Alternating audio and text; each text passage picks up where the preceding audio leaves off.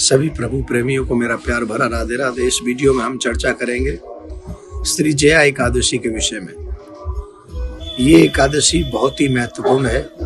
माघ मास के शुक्ल पक्ष की एकादशी, जिसे धर्मराज पूछते भगवान श्री कृष्ण से, महाराज मैं ये जानना चाहता हूँ कि माघ मास की शुक्ल पक्ष की एकादशी को क्या कहते हैं। भगवान श्री कृष्ण ने कहा, हे युधिष्ठिर, इसको श्री जया एकादशी कहते हैं और इस एकादशी का बहुत बड़ा पुण्य है, बहुत बड़ा लाभ है। और आप सबसे भी हम एक निवेदन कर दें, जिसके भी घर में ये अनुभव होता हो कि हमारे पितरों का कल्याण नहीं हुआ है, जिनको ये अनुभव होता है कि हमारे घर में से कोई मेंबर अकाल मृत्यु मरा है, ऐसे लोगों को ये जया एकादशी का व्रत अवश्य करना चाहिए और व्रत करके संकल्प करना चाहिए। पहले संकल्प, सुबह स्नान करें, स्नान करके फिर अपने हाथ में जल लें, जल लेकर संकल्प करें, अपना नाम अपना गोत्र याद करें और उसके बाद मैं जया एकादशी का व्रत कर रहा हूं ऐसा भाव मन में करें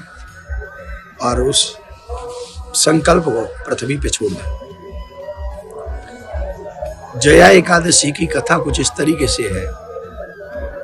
देवराज इंद्र के अखाड़े में स्वर्ग में एक अप्सरा थी, पुष्पवती। वो बड़ी सुंदर थी और वहीं एक गंधर्व था, माल्यवान। वो भी बड़ा दिखने में अच्छा लगता था। तो इंद्र के उस सभा में ये अप्सरा नृत्य कर रही थी। अचानक इसका मन माल्यवान पर गया, माल्यवान का मन इस पे गया, तो दोनों का मन एक दूसरे में लगने लगा। इसमें नृत्य की गति भंग होने लगी।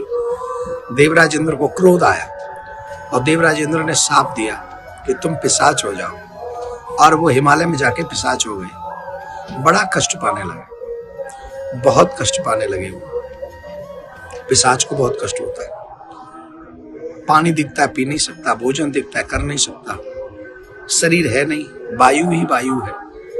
तो जो लोग ये कहते हैं कि भूत प्रेत नहीं होते, वो गलत है। पुराणों में अनेक कथा ऐसी आती हैं, भूत पिशाच निकट नहीं आवे, महावीर जब नाम सुनावे।